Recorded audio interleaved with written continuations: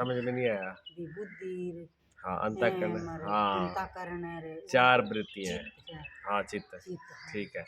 एक मैं, हाँ अहंकार, मैं एम कह दो मैं कह दो, एम कह दो, हाँ अहंकार कह दो, हाँ एक ही बात है। मैं हाँ जो यहाँ ही तो नहीं फिर हाँ, दूसरों एक ही अंतःकरण एक ही है, उसी एक की चार वृत्तियां हैं। हाँ चार वृत्तियां हैं, जैसे सूरज, एक के सूर्य में से जैसे चार किरणें लगे, चार किरणें, तो एक ही वृत्ति, एक ही वृत्ति है, वो अलग अलग रूपों में काम करती है।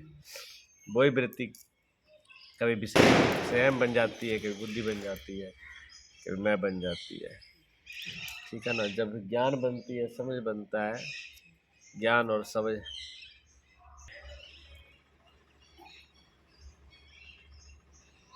वो अपो अपोहन, सारे शास्त्र जो है सब वेदों के द्वारा मैं ही जानने योग्य हूँ।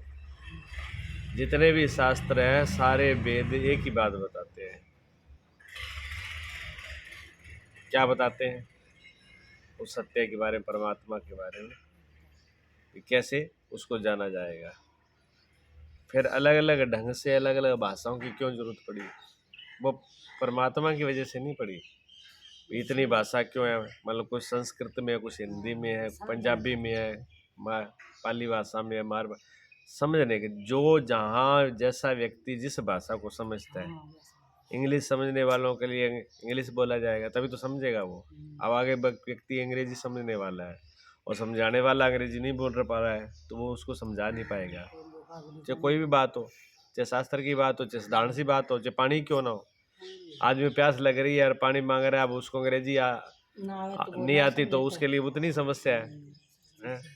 पानी तो पानी है, चाहे उसको वाटर को, पानी को, सेल को, जल को, बात तो एक ही है ना। बात समझने की है। तो अलग अलग जो शब्द हैं, अलग अलग जो तरीका है, अलग अलग जो भाषा है, वो व्यक्तियों की वजह से है। जो जिस भाषा में, अब गौतम बुद्ध जो थे वो तो पाली में, वहाँ पर पाली भाषा में है शास्त्री। पंजाब में है तो पंजाबी भाषा में है, गुरमुखी वाणी है, पंजाब वाणी अलग है। क्यों? वो समझते थे, वही उस टाइम में वो बोली जाती, वो समझी जाती थी। आज जो बोली जा रही है, जो समझी जा रही है, बात समझ में आ जानी चाहिए, बस उसी भाषा का उपयोग किया जाता है। तो भाषा ज़्यादा महत्व नहीं रखती, महत्व रखता है उसका अर्थ, उसकी समझ है। उसकी समझ क्या है, उसका अर्थ क्या है? बागड़ी में आजे, हिंदी में आजे, हाँ जो मर्जी हो। मारवाड़ी, जो मारवाड़ी समझता है तो मारवाड़ी में ही आएगी।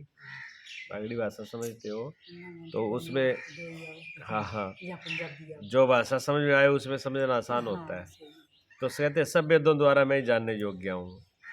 फिर उसमें क्या कहा जाता है? उआप, मतलब उसमें पलट पलट के देखा जाता है। आप पूरी रोटी सेकते हो तवे पर, तो तवे पे एक तरफ ही पड़ी रहने दो, उसको उल्टा पलट मत करो। करनी पड़ेगी ना? क्यों करनी पड़ेगी? जले भी नहीं और सिक जाए इसलिए।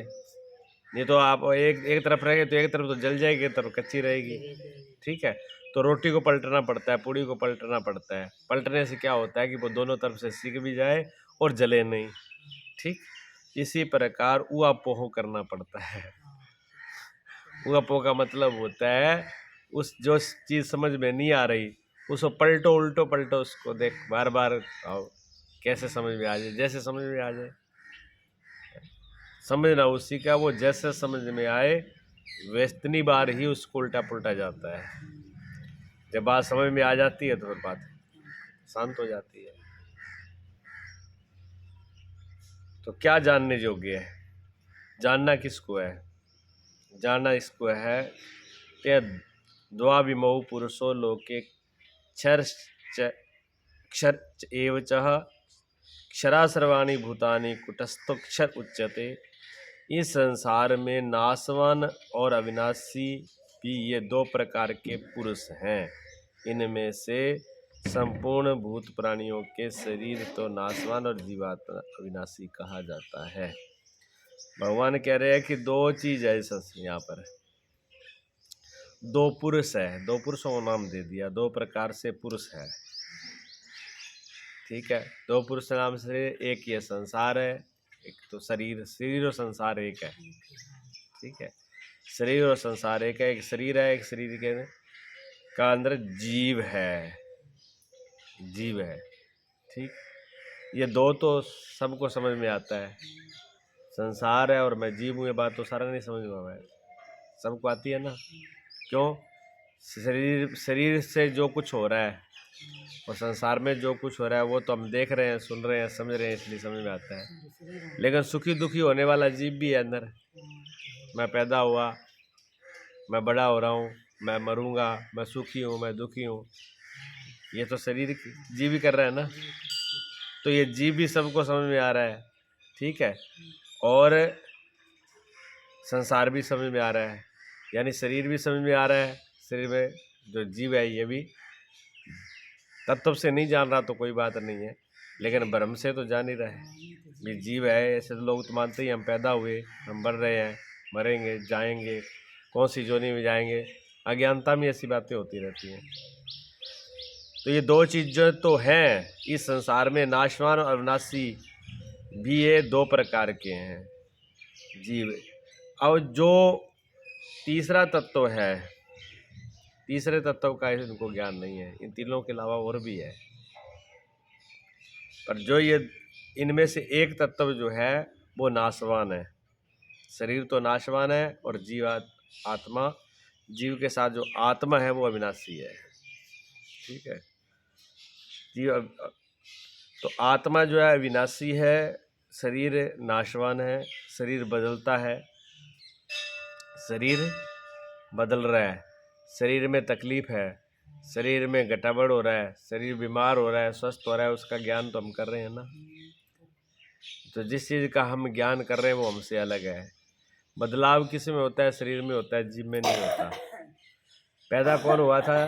जीव पैदा हुआ, जीव आत्मा पैदा हुई कि शरीर पैदा हुआ? शरीर पैदा होता है माता पिता के द्वारा, जीव आत्मा पैदा नहीं होती, जीव आत्मा सब रहती है, वो मरती नहीं है तो पैदा कहाँ से होगी? ठीक है ना। हाँ, तो वो पैदा नहीं होती है, वो पहले से है, आती है। जन्म जो होता है माता पिता के द्वारा वो शरीर का ही होता है, और पालना किसका होता है? शरीर को पाला जाता है। आत्मा को कौन पाल रहा है? आत्मा को तो कोई नहीं पाल रहा, शरीर को ही तो पाला जाता है। व्यवहार किससे होता है? शरीर से। अच्छा बुरा कौन है? शरीर। गोरा काला कौन है? शरीर। ये सारे शरीर की तो है। हाँ, तो जो व्यक्ति शरीर को ही मैं मान लेता है वो क्या करता है? वो अपने ही हाथ से अपने पैरों पे कुल्हाड़ी मारता है, अपना विनाश करता है। वो जो चीज़ अनंत है, जो बहुत बड़ी है, जिसकी सीमा नहीं, जिसके अंदर बहुत बड़ी ताकत है, उस ताकत को कम किसने किया? हमने किया। क्यों मान के? शरीर को मान के। क्यों? शरीर सीमित है, शरीर जड़ है, शरीर मिट्टी है। जिस व्यक्ति ने सोना होता है, जो चीज़ सोना है, हीरा है, वो हीरा अपने आप को पत्थर मान ले, हीरा ही अपने आप को पत्थर मान ले, तो ये दोष किसका? हीरे के तो ये है। महिमा किसकी घटी? हीरे की। क्यों? उसने पत्थर मान ले, जो है नहीं उसको मान लिया है। ठीक है, अब ये आश्रम है, मंदिर है, यहाँ बहुत से लोग, कोई आदमी ये कहे कि उस गेट पे आ करके या गेट के अंदर आके कहे कि मैं आश्रम में आके चला गया, तो आश्रम में गेट तो आश्रम नहीं है, आश्रम तो अंदर है। अब अंदर उसने देखा नहीं, कोई लोग आते हैं अंदर तक, आंगन तक भी आ जाएंगे, लेकिन वो आगे तक नहीं पहुंच पाते, वो भी कहेंगे मैं आश्रम में जाया। जो गेट तक आ गया वो भी कहता है मैं आश्रम जाके आया हूँ, जो आंगन में आ गया वो भी कहता है मैं आश्रम में आया हूँ, और जो मंदिर के अंदर चला गया वो भी कहता है मैं आश्रम जाया हूँ, और जो यहाँ आकर के सब देखभाल के सेवा की और बैठा उठा वो भी कहता है मैं आश्रम जाए। अब तीनों में, चारों में फर्क है कि नहीं है? है ना? है एक अलग अलग जगह गया तो आश्रम भी, पर आश्रम में जाके क्या किया उसने? एक तो गेट देख के आ गया, एक बार से दीवार देख के आ गया, एक आंगन देख के आ गया, एक अंदर तक चला गया, एक बैठा इधर सेवा भी की, समझा भी, देखा भी। क्या सब एक जैसे है? आप अपने घर में रहो और बाहर लॉबी में बैठे रहो, तो घर लॉबी तो घर नहीं है, घर का एक हिस्सा तो है, पर लॉबी घर तो नहीं है, लॉबी तो लॉबी है। अब कोई लॉबी कोई घर समझ ले और वहीं बैठा रहे तो वो तो फिर भिखारी का रहेगा। सब मालिक होते हुए भी वो, पूरे घर का मालिक होते हुए भी वो भिखारी ही रहेगा।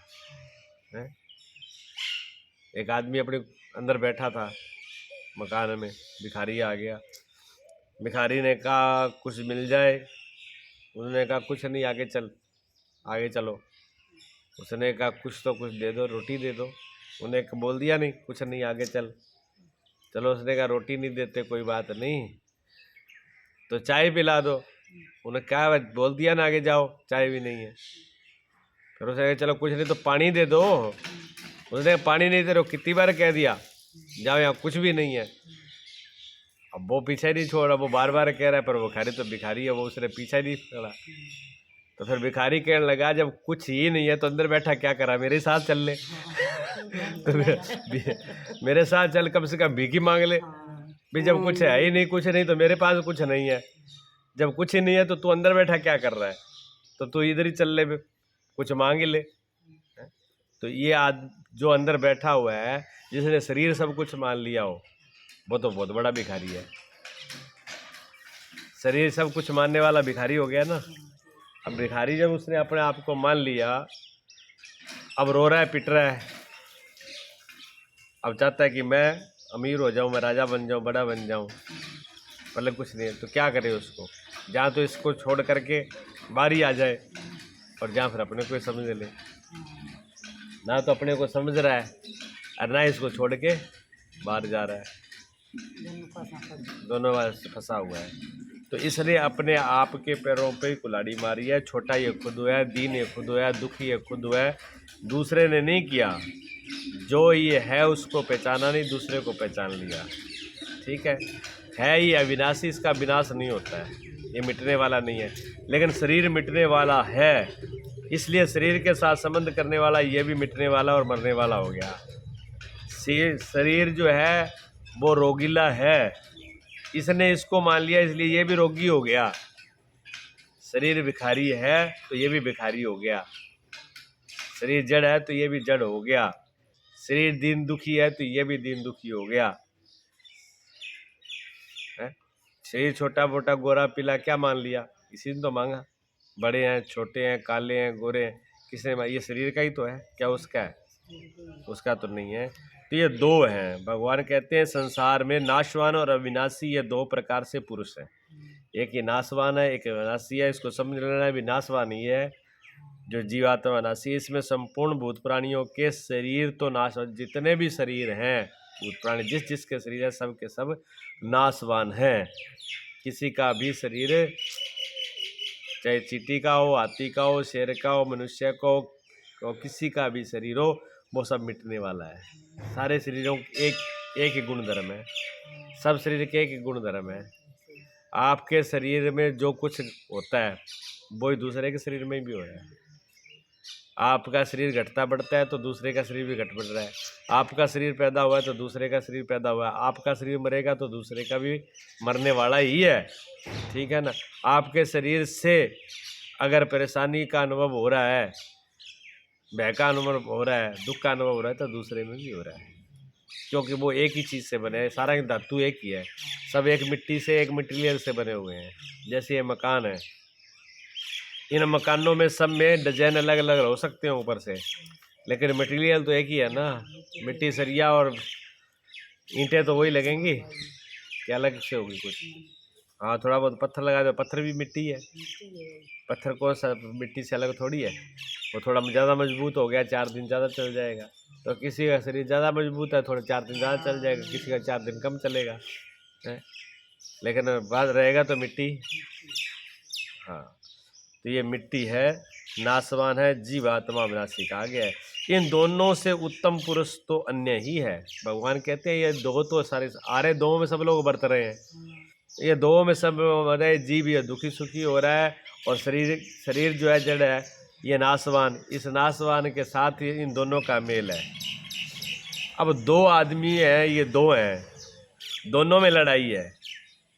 2 है ना, इन दोनों में लड़ाई है। एक कहता है मैं अच्छा हूँ, दूसरा कहता है मैं अच्छा हूँ, वो कहता है तू बेईमान है, वो कहता है तू बेईमान है। वो एक दूसरे का समझौता नहीं हो रहा है। तो ये जब 2 आदमी आपस में समझौता ना हो तो फिर क्या करना पड़ता है? तीसरा ही करता है ना, समझौता तो तीसरा ही करेगा ना, इसलिए तीन होना बहुत ज़रूरी है। तीन होना बहुत ज़रूरी है। दोनों को अगर मिलाना हो तो भी तीसरा चाहिए, दोनों को दूर करना हो तब भी तीसरा चाहिए, ठीक है ना। तो ये दो जो है ये अलग अलग मिलाए, जो इसके साथ जो मिला है, ये जीव आत्मा शरीर के साथ मिल गया, इसमें भी तीसरा ही कारण है। तीसरे को समझ नहीं पा रहे इसलिए तो मिलाप हो गया, ठीक है।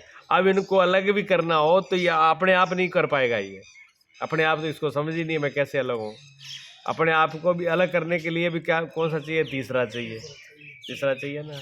हाँ, तो तीसरा एक तो जीव है, एक जीव है, एक शरीर है, और तीसरा इन तीनों से उत्तम पुरुष अन्य ही है। जो उत्तम है, श्रेष्ठ है, बहुत अलग है, जिसको परमात्म तत्व कहते हैं, जिसको परमात्मा तत्व कहते हैं, आत्म तत्व कहते हैं, वो बिल्कुल अलग है, इन तीनों से न्यारा है वो। इन तीनों दोनों का झगड़ा मिटाना हो, अगर इन दोनों का झगड़ा मिटाना हो, दोनों से पीछा छुड़ाना हो, दोनों से ही बचना हो, तो फिर क्या करें, फिर तीसरे के पास चले जाओ, तीसरे के पास चले जाओ, तीसरा निर्णय करेगा। तीसरा कहता है दोनों को छोड़ो, मैं ही हूँ सब कुछ।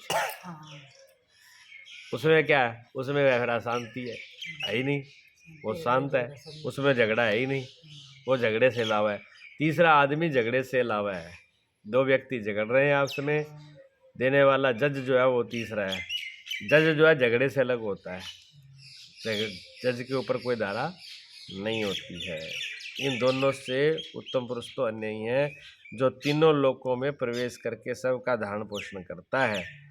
एवं अविनाशी परमेश्वर और परमात्मा इस प्रकार कहा गया है। इन तीनों से अलावा उसको तीनों लोकों में प्रवेश करके सबका धारण पोषण करता है, वो सबके अंदर प्रवेश है। वो तीसरा जो है वो दिखाई नहीं दे रहा, ये बात अलग है। दिखाई क्योंकि दिखाई से नहीं दे रहा कि हम उसको देखना ही नहीं चाह रहे। देख किसको रहे हैं हम, संसार को। देख किस रहे हैं, जड़ को। देख किसको रहे हैं, शरीर को। शरीर को मान लिया, शरीर को ही देख रहे हैं, ठीक है ना। जो है असली, उसको हमने पहचाना नहीं है। तीसरा, और वो मौजूद, उसके बगैर कुछ हो नहीं सकता, उसके बगैर कुछ भी हो नहीं सकता। तीनों लोकों में, सब भूतों में, सब प्राणियों में उसकी सत्ता के बगैर कुछ नहीं होता। सबके अंदर वो एक ही है, उससे ही सबका धारण पोषण करना, वो उसी से तो ये बढ़ता है, इसी से पुष्ट होता है, इसी से जन्म लेता है। उसकी सत्ता के बगैर, उसकी शक्ति के बगैर कुछ भी नहीं हो सकता। जैसे हमने बोला था कि धरती के अंदर ही पेड़ पैदा होता है, दरख्त पैदा होता है, लेकिन धरती तो मिट्टी है ना। अब मिट्टी कह रही है कि मैं ही सब कुछ कर रही हूँ, तो मिट्टी में वो ताकत नहीं है, मिट्टी में कोई ताकत और है। हम श्वास ले रहे हैं, हवा अंदर ले रहे हैं, तो हवा में ताकत थोड़ी है ना, श्वास के साथ कुछ और भी आ रहा है। हाँ, ठीक है। भोजन हमने किया, अन्न खाया, तो अन्न तो खाया, उसमें से बहुत चीज़ें निकल, कुछ अन्न की कुछ चीज़ें हैं जो हमारे अंदर रह गई, बाकी तो सारी बाहर ही चली जाती है, उससे चल रहा है। तो कुछ चीज़ ऐसी होती है जो ऊपर से पकड़ में नहीं आती। ऊपर से पकड़ में क्या आती है, बिजली का तार है, तार तो हाथ में आ जाएगा, तार को पकड़ भी लोगे, लेकिन लाइट को पकड़ लोगे, बिजली को तो नहीं पकड़ सकते ना। तारों को पकड़ सकते हो, पंखियों को पकड़ सकते हो, बल्ब को पकड़ सकते हो, बिजली पकड़ में नहीं आती है। लेकिन बिजली ना हो फिर वो पंखा, तार और कूलर फिर किस काम के है। बिजली नहीं हो तो कोई चीज़ काम की नहीं है, सारी जंतर बेकार हैं। ना खंबे की ज़रूरत है, ना तार की ज़रूरत, ना हीटर की ज़रूरत, ना फ्रिज की ज़रूरत है। ये सब, ये क्योंकि ये सब एक ही चीज़ से चलेंगे, वो है बिजली। और बिजली जब है नहीं तो ये सारी चीज़ बेकार है।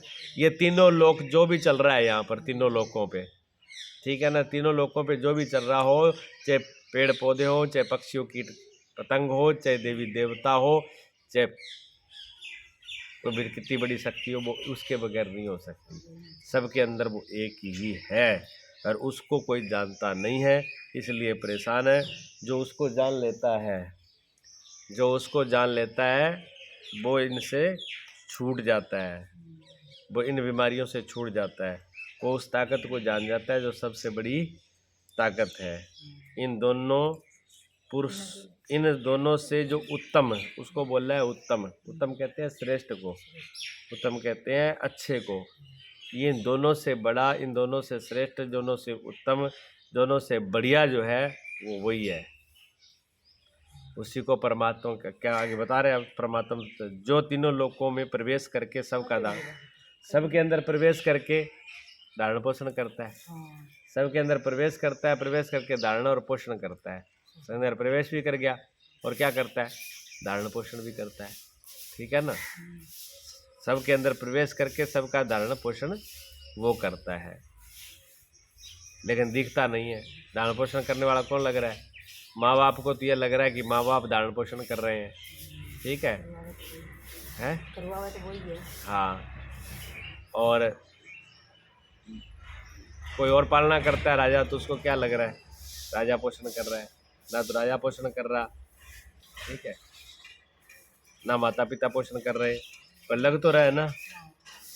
असली जो पोषण करने वाला है वो दिखता नहीं है, असली तो दिखता नहीं है।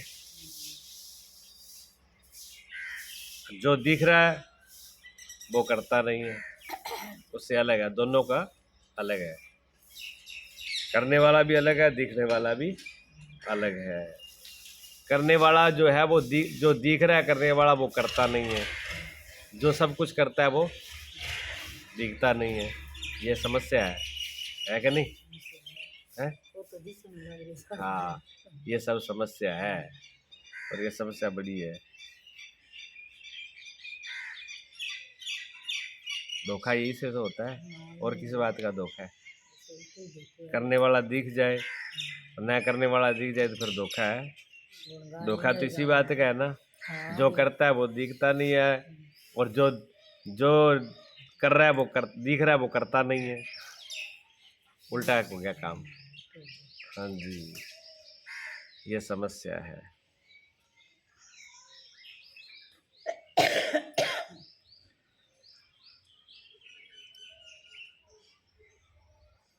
तीनों लोकों में प्रवेश करके सबका धारण पोषण करता है, और अविनाशी परमेश्वर और परमात्मा इस प्रकार कहा जाता है।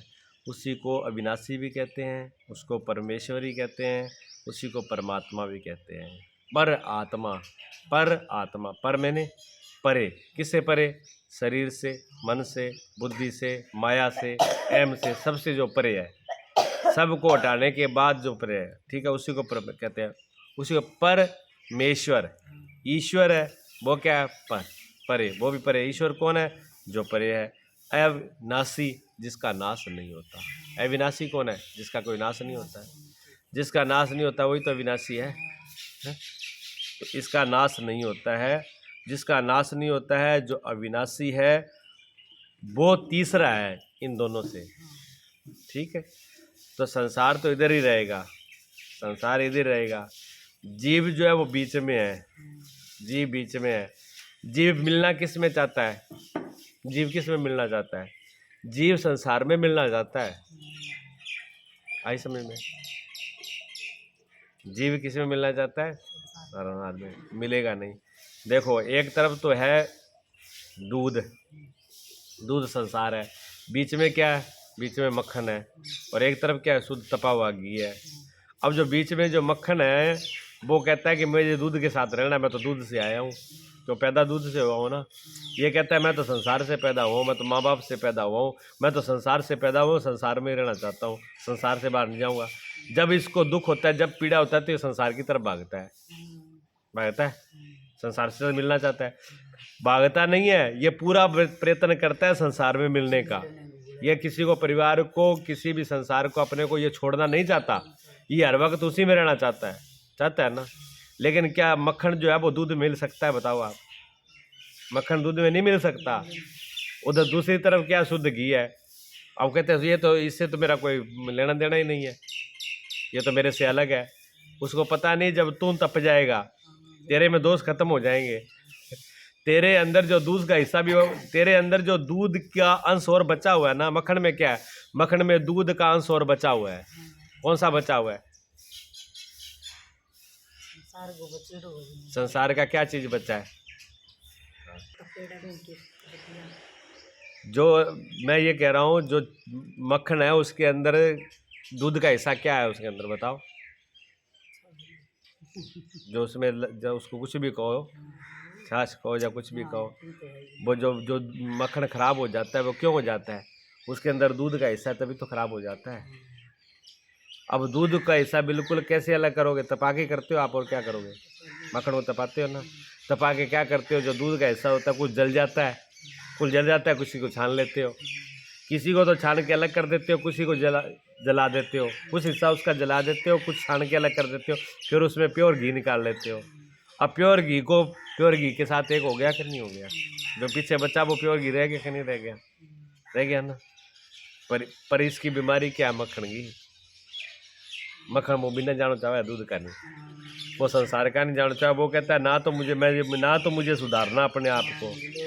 वो कह रहा है भी ना तो मुझे अपने आप को सुधारना है, ठीक है, इसको क्या छोड़ दो। कौन सा संसार वाले साल है, ये क्या छोड़ दें? आप साधु बन गए तो सारी दुनिया थोड़ी साधु बन जाएगी। मैं कैसे छोड़ देंगे? हम तो घर परिवार कैसे छोड़ देंगे? हम तो नहीं छोड़ेंगे, ना मेरा छोड़ेगा, ना घर वाला छोड़ेगा, ना परिवार छोड़ेंगे, ना मेरा तेरा छोड़ेंगे, ना बेईमानी छोड़ेंगे, ना लोभ छोड़ेंगे, ना मोह छोड़ेंगे। लोभ मोह ममता छोड़ दी तो फिर गृहस्थी की चलेगी? आपको तो ये बहम है। बहम है, चलेगी तो अच्छी, चल तो अच्छी जाती है, पर बहम तो है ना। चलती तो उसकी अच्छी है जिसके अंदर कोई इच्छा रही नहीं, जो लोभ कामनाएं और बंधन नहीं रहा। अच्छा ये बताओ, आप सेवा कौन कर सकता है? जो दिन के दोनों हाथ बंधे हैं वो सेवा कर सकता है, कि दोनों हाथ खुले हैं वो सेवा कर सकता है? दोनों हाथ खुले है वही कर सके ना। तो हाथ तो दोनों बांध रखे हैं, किस में? गृहस्थी में, मेरे तेरे में, मोह में, ममता में, माया में। हाथ तो दोनों बांध रखे हैं। फिर वो आदमी कह रहा है कि मैं तो इनकी सेवा कर रही हूँ, किनकी? घर वालों की सेवा कर रही हूँ, बच्चों की सेवा कर रही हूँ। ना घर वालों की सेवा कर रहे, ना बच्चों की सेवा कर रहे, ना माँ बाप की सेवा कर रहे, ना संसार की सेवा कर रहे। आप बंधे हुए हो। सेवा कौन कर सकता है? जिसके दोनों हाथ खुले हो। इसलिए जो खुल गया हो, जिसमें मोह ममता, घर मेरा तेरा कुछ नहीं है, जो खुला हो गया, आजाद हो गया, वो बच्चों को भी सही पालेगा। क्यों सही पालेगा? अब वो बंदा तो है नहीं। अब बंदा नहीं है तो जो व्यक्ति बच्चों के गुलाम हो, जो व्यक्ति बच्चों के गुलाम हो, तो वो गुलामी में आ करके जो बच्चों को जो बात कहनी चाहिए वो तो नहीं कहेगा। क्यों? बच्चे बुरा मान जाएंगे, बुरा मान जाएंगे तो वो हमारी सेवा नहीं करेंगे, वो हमारे हैं तो हमारा बिगाड़ेंगे। तो हम तो जब डरे हुए हैं, डरपोक हैं और बंधे हुए हैं, फिर उनको आप क्या शिक्षा दोगे? इसलिए गुरु जो है शिक्षा सही, गुरु सही सही शिक्षा गुरु इसलिए देते हैं। मोह ममता तो होती नहीं, जो कहनी है वो कह देते हैं। दूसरों क्या लगते हैं, ये तो सीधे सीधे से बोल देते हैं। फिर क्या ये प्यार कौन का है? लड़ाई का जैसे का ये लड़ाई डांटते हैं, जोरू कह दे, डांट देते हैं, जोर से कह देते हैं, प्यार से नहीं कहते। ये नहीं कहते, क्यों नहीं कहते? क्योंकि आपका दोस्त है वो प्यार से उससे छूटे, प्यार से छूटेगा तो प्यार से भी बोलेंगे, ठीक है ना। डॉक्टर के पास जाओ तो वो टॉफी तो नहीं देता, देता तो कड़ी दवाई है ना। अब मलेरिया हो गया तो कुनैने वाली खरी कड़वी दवाई देगा, और गर्म भी होगी, वो गर्म भी होगी और कड़वी भी होगी। अब डॉक्टर की दुश्मनी है क्या आपसे? वो तो बढ़िया बढ़िया टॉफी रखा करे, कभी अब मैंगो वाली, कभी ऑरेंज वाली, और कभी अंगूर वाली, और कभी अब नाशपाती वाली। वो टॉफियाँ देनी चाहिए, लो ये ले लेना बदल बदल के। सुबह सुबह उठते ऑरेंज खा लेना, दोपहर को मैंगो खा लेना, शाम को संतरे वाली खा वो खारी ना दे तो मांग के देवा डॉक्टर की खारोड़ी दवाई ले दी थी, वासर करेगी। वह असर करेगी, पता है ना। इसलिए इसी प्रकार बड़े लोग जहाँ बड़े खरी बात कहें, सच्ची कहें, तो वो आप ये समझो कि उससे आपके इलाज की बात कर रहे हैं। मीठी मीठी बातों से इलाज नहीं होगा। इसलिए गुरुओं को खरा बोलना पड़ता है, संतों को बोलना पड़ता है, बड़ों को भी कई बार खरा बोलना पड़ता है। सच्चा होगा तो बोलना पड़ता है, कड़वी तो है। हाँ, कोशिश तो बहुत करी। इसका नाम क्या है? गीता। नाम गीता है ना इसका। अब नाम इसका गीता रखा। गीता क्यों रखा? क्यों गीत गाए गए हैं। अब गीत गाए जाते हैं, जब बताओ गीत गाओ तो गीत, जब गीत गाते हो तो गीत अच्छे मधुर गाते हो कि कड़वे गाते हो? मधुर गाते हैं ना। तो इसका नाम तो गीता रखा है, इसमें गीत गाए गए हैं। भगवान ने बहुत मधुर बनाने की कोशिश करी भी ये मीठी हो जाए, पर मीठी कितनी कर दो, पर सच्चाई तो सच्चाई रहेगी ना। मीठी तो बहुत कर दी, लेकिन सच्चाई तो यही है। वो सीधा सीधा ही कहते हैं कि तुम बीमार हो, तुम्हें स्वस्थ होना है, और बीमारी तुम्हारा एम है, जो ये जीव बीच में है, ये मक्खन जो बीच में है, ये जीव है, ये मक्खन है बीच में। ये चाहता है कि मैं संसार से चिपका रहूं, संसार से मैं पैदा हुआ हूं, संसार ने मुझे पाला पोसा, संसार ने मुझे बनाया, इसलिए मैं तो संसार की ही पक्ष करूंगा, संसार की तरफ जाऊंगा। तो ये बिगड़ेगा, मरेगा, बचेगा नहीं। इसको क्या है, शुद्ध घी बनना है। शुद्ध घी बनने के लिए क्या करना है, जो इसमें कचरा है उसको कुछ जला दो, कुछ हटा दो, कुछ कचरे को जला दो, कुछ हटा दो। कुछ चीज़ें ऐसी है जो बिल्कुल ख़त्म हो जाएंगी, उसको छांट के अलग करनी पड़ेंगी। जो इसमें विकार है, विकार कौन से हैं, जो विकार है, विकारों को कुछ हटाना है, कुछ मिटाना है। कुछ हट जाएंगे, कुछ मिट जाएंगे, फिर क्या रह जाएगा पीछे, शुद्ध रह जाएगा, शुद्ध घी रह जाएगा बाद में। ठीक है, उसी का नाम परमात्मा है, उसी का नाम अविनाशी है। आई समझ में? बात तो थोड़ी सी है पर है औखी, औखी भी की को नहीं समझ में आ जाए तो। अर्जुन नहीं तो समझावे विशुद्ध घी करते। हाँ, उसी के लिए समझाया जा रहा है। अर्जुन ने समझावा मानते ही समझाओ विशुद्ध घी बन जाओ। हाँ, शुद्ध घी बन जाओ, ये तो बात निश्चित है। अभी मक्खन दूध से निकलता है, ये बात भी निश्चित है। हम संसार में पैदा होते हैं, माँ बाप भी हैं, फिर कुल जाति भी है, फिर नाम है, रूप है, लेकिन क्या उतना ही सब सच्चाई है? उसमें कुछ और है जो अविनाशी है? उस दूध के अंदर भी घी है, वो अविनाशी है। उसमें जल अलग है और घी अलग है।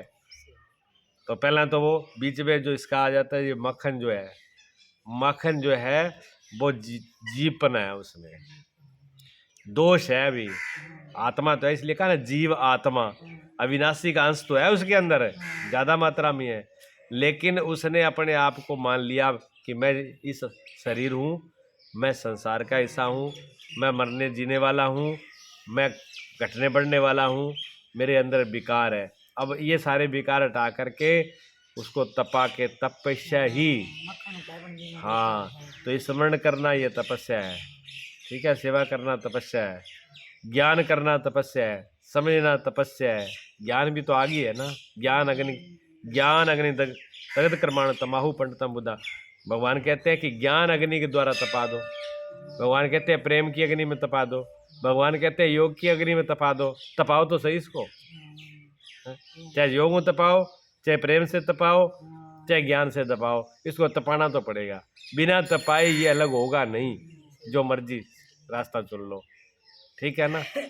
और तपाने से जो डर गया वो यहाँ इसको शुद्ध नहीं कर पाएगा। हाँ, आ जाएगी। ठीक है, इतना ही बहुत है।